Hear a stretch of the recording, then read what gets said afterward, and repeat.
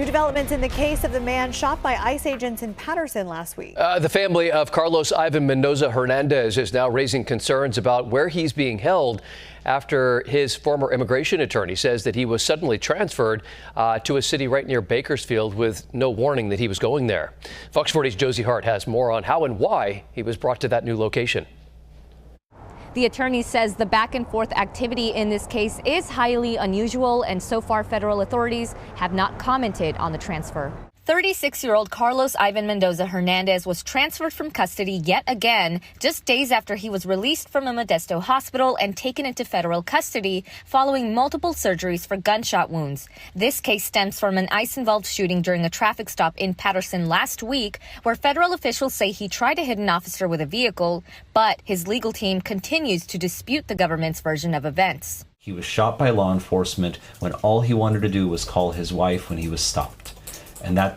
And now he's being tortured and shipped around the country, not being given proper medical care, not being allowed to contact with anybody. This is outrageous. On Thursday, Mendoza's current public defender discovered that he was transferred from Yuba County to a detention facility hundreds of miles away in Taft, just south of Bakersfield. Mendoza's fiancé and former attorney say the latest transfer has made it harder for both his legal team and his family to locate and contact him. They are now calling on federal and local law enforcement agencies for transparency. We're very, very concerned about his health, about his ability to get representation and to be taken care of. And we're also really curious why he's being treated so differently than every other detainee. He's been moved from one jail to another one, now to another one. This is the third time already.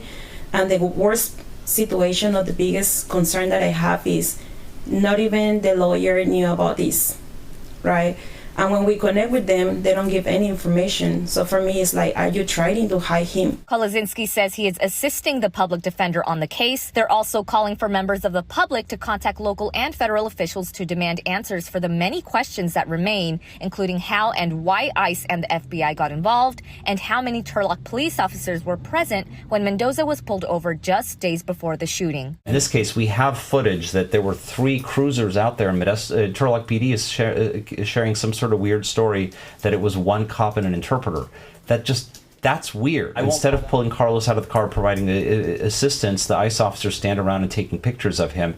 And then all of a sudden the FBI is on the scene. Local law enforcement is kind of shoved out of the way.